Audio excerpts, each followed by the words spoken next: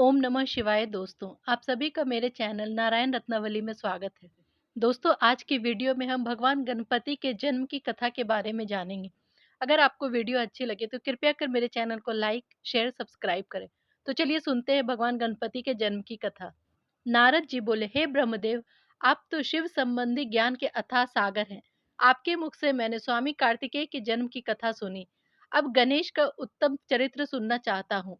आप उनका जन्म कथा और दिव्य चरित्र जो संपूर्ण मंगलों के लिए भी मंगल स्वरूप है, उसे मुझे सुनाइए। ब्रह्मा जी कहते हैं, एक समय पार्वती जी की जया विजया नाम की सखियां उनके पास आकर बोली, हे सखी, सभी गण रुद्र के ही हैं। नंदी, भृंगी आदि जो भी हमारे लिए हैं, वे भी शिव के ही आज्ञा पालन में तत्पर रहते हैं। आपको भी हमारे लिए एक ऐसे गण की रचना करनी चाहिए।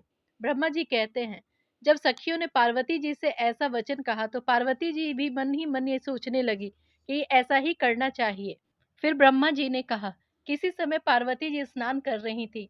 तब सदाशिव नंदी को डरा धमका कर घर के भीतर चले आए और शंकर जी को आते देखकर स्नान करती हुई जगजननी पार्वती माता उठकर लज्जा से खड़ी हो गईं और आश्चर्यचकित हो गईं। इस घटना के बाद परमेश्वरी पार्वती ने मन में ऐसा विचार किया कि मेरा कोई ऐसा सेवक होना चाहिए जो परम शुभ, कार्य कुशल और मेरी ही आज्ञा में तत्पर रहने वाला हो और तनिक भी विचलित नहीं होने वाला हो। यह विचार करके पार्वती ने अपने शरीर की मैल से एक ऐसे चेतन पुरुष का निर्माण किया जो संपूर्ण शुभ लक्षणों से युक्त था। उसके सभी अंग सुंदर और दोष रहित थे, बल पराक्रम से संपन्न था। देवी ने उसे अनेक प्रकार के वस्त्र, नाना प्रकार के आभूषण और बहुत सारा उत्तम आशीर्वाद देकर कहा, तुम मेरे पुत्र हो, तुम मेरे अपने ही हो, तुम्हारे समान प्यारा यहाँ पर कोई दूसरा नहीं है। पार्वती के ऐसा कहने पर वह बालक उन्हें नमस्कार करके बोला, माँ, आज आपको ऐसा कौन सा कार्य आ पड़ा है? मैं आपके कथनानुसार उसे पूरा करूंगा। गणेश के ऐसे पूछने पर पार्वती जी ने अपने पुत्र को उत्तर देते हुए कहा, तुम मेरे पुत्र हो, तुम मेरे अपने हो। आज से तुम मेरे द्वारपाल बन जाओ। मेरी आज्ञा के बिना कोई भी हठ पूर्वक मेरे महल के भीतर प्रवेश न कर पाए, चाहे वह कहीं से भी आए, कोई भी हो। यह कहकर पार्वती जी ने गणेश के हाथ में एक छड़ी दे दी। उस समय उस सुंदर रूप को देखकर पार्वती जी हर्ष मग्न हो गई। फिर दंडधारी गणराज को अपने द्वार पर स्थापित कर दिया। उसके बाद पार्वती नंदन गणेश पार्वती की हित कामना से हाथ में छड़ी लेकर द्वार पर खड़े हो गए। इधर शिवा अपने पुत्र गणेश को दरवाजे पर नियुक्त करके स्वयं सखियों के साथ स्नान करने चली गईं। तभी द्वार पर शिव आ पहुंचे। गणेश जी पार्वती पति को पहचानते नहीं थे, अतः उन्होंने बोला, आप माता की आज्ञा के बिना अंदर नहीं जा सकते। माता स्नान करने बैठ गई हैं। आप कहाँ जाने चाहते हैं? अभी आप इस समय यहाँ से हट जाएं। यह कहकर गणेश ने उन्हें रोकने के लिए छड़ी हाथ में ले ली। उन्हें ऐसा करते देख शिव बोले, मूर्ख, तू किसे रोक रहा है? क्या तू मुझे नहीं जानता? मैं शिव हूँ। फिर महेश्वर के गण उसे समझाकर हटाने के लिए वहां आए और गणेश जी से बोले, भगवान शंकर की आज्ञा से तुम्हें हटाने के लिए हम यहाँ आए हैं। तुम्हें भी गण समझकर हम लोगों ने मारा नहीं है। तुम कब के मारे गए होते। अब कुशल इसी में है, तुम स्वयं ही हट जाओ। क्यों व्यर्थ अपनी मृत्यु को बुला रहे हो? गणेश जी ने उन शिवगणों को फटकार कर वहां से भगा दिया। फिर शिवगणों ने जाकर भगवान शिव को सारी बातें बताई। यह सुनकर भगवान बोले, तुम लोग एक बालक को नहीं हरा सकते। अपने स्वामी शंकर के कहने पर गण पुनः लौटकर गणेश को हटाने गए। गणेश द्वारा पुनः रोके जाने पर शिवजी ने गणों को आज्ञा दी कि तुम पता लगाओ यह कौन है और यहाँ क्यों आया है।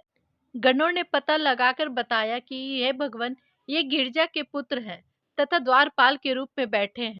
तब भगवान शंकर ने गणों को और देवताओं को बुलाकर गणेश जी से भीषण युद्ध करवाया, पर वे कोई भी गणेश जी को पराजित नहीं कर सके। तब स्वयं शूलपाणी महेश्वर आए। गणेश जी ने माता के चरणों का स्मरण किया। तब शक्ति ने उन्हें बल प्रदान किया। सभी देवता शिव जी के पक्ष में आ गए। घोर युद्ध छिड़ गया। स्वयं शूलपाणी महेश्वर ने आकर त्रिशूल से गणेश जी का सिर काट दिया। जब यह समाचार पार्वती जी को मिला तब वे काफी क्रोधित हो गईं और बहुत सी शक्तियों को उत्पन्न करके उन्होंने बिना सोचे समझे उन्हें प्रलय करने की आज्ञा दे दी। फिर तो शक्तियों द्वारा प्रलय मचाई जाने लगी। ठीक उसी समय तुम दिव्य दर्शन नारद वहां आ पहुंचे।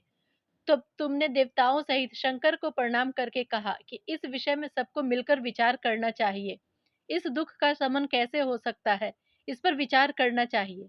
फिर निश्चय किया गया कि जब तक गिरिजा देवी कृपा नहीं करेंगी तब तक सुख नहीं प्राप्त हो सकेगा। ऋषि भगवती शिवा के निकट गए और क्रोध की शांति के लिए उन्हें प्रसन्न करने लगे। उन्होंने प्रेम पूर्वक उन्हें प्रसन्न करते हुए अनेक स्रोतों द्वारा उनकी स्तुति की, बार बार उनके चरणों में अभिवादन किया। सभी ऋषियों द्वारा स्तुति किए जाने पर भी माता पार्वती का क्रोध शांत नहीं हुआ। फिर भक्ति पूर्वक हाथ जोड़कर पार्वती से सभी ऋषियों ने निवेदन किया, हे देवी, क्षमा करो अंबिके, तुम्हारे स्वामी शिव भी तो यही हैं। हमें क्षमा करो देवी, इन सबका अपराध क्षमा करो, अब इन्हें शांति प्रदान करो। देवी ने ऋषियों से कहा, यदि मेरा पुत्र जीवित हो जाए और तुम लोगों के मध्य पूजनीय मान लिया जाए तो संहार नहीं होगा। ब्रह्मा जी कहते हैं, पार्वती जी के ऐसा कहने पर सभी ऋषियों और देवताओं के चेहरे पर उदासी छा गई। सभी लोग भगवान शंकर के पास गए और बालक को जीवित करने का निवेदन करने लगे।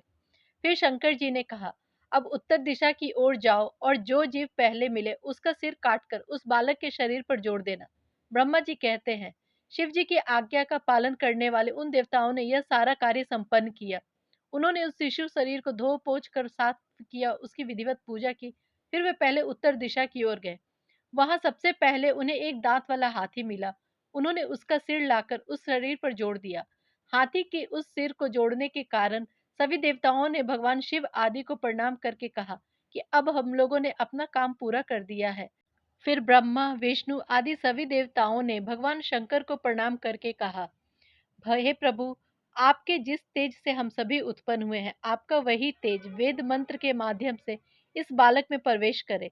इस प्रकार सभी देवताओं ने मिलकर वेद मंत्र के द्वारा जल को अभिमंत्रित किया। फिर शिव जी का स्मरण करके उस उत्तम जल को बालक के शरीर पर छिड़क दिया। उस जल का स्पर्श होते ही बालक शिव इच्छा से शीघ्र ही उठ गया और सोए हुए बालक की तरह उठ बैठा। वह सौभाग्यशाली बालक अत्यंत सुंदर था। उसका मुख हाथी का था, शरीर का रंग लाल था। अपने पुत्र को जीवित देखकर पार्वती जी परम प्रसन्न हुई। सिद्धियों ने अनेक विधि विधान से उनका पूजन किया और माता ने उसे वरदान देते हुए कहा, बेटा, तू धन्य है। अब से संपूर्ण देवताओं में तेरी अग्र पूजा होती रहेगी और तुझे कभी दुख का सामना नहीं करना पड़ेगा। क्योंकि इस समय तेरे मुख पर सिंदूर दिख रहा है, इसलिए मनुष्य को सदा सिंदूर से तेरी पूजा करनी चाहिए। जो मनुष्य पुष्प, चंदन, सुंदर गंध, नैवेद्य, रमणीय आरती, तांबूल और दान से तथा परिक्रमा और नमस्कार करके विधि पूर्वक तेरी पूजा करेगा, उसे सारी सिद्धियां प्राप्त हो जाएंगी और उसके सभी प्रकार के विघ्न नष्ट हो जाएंगे। इसमें थोड़ी भी संशय नहीं है। महेश्वरी देवी ने अपने पुत्र गणेश को कहकर उसे नाना प्रकार की वस्तुएं दान की और उसका अभिनंदन किया। तब शिव जी ने भी उस बालक के मस्तक पर अपना हाथ फेरते हुए कहा, यह मेरा दूसरा पुत्र है। गणेश ने भी उठकर शिव जी के चरणों में अभिवादन किया। फिर पार्वती को, विष्णु को और नारद जी को ऋषियों को प्रणाम करते हुए आगे खड़े होकर कहा, यूं अभिमान करना मनुष्यों का स्वभाव है, अतः आप लोग भी मेरे अपराध को क्षमा करें।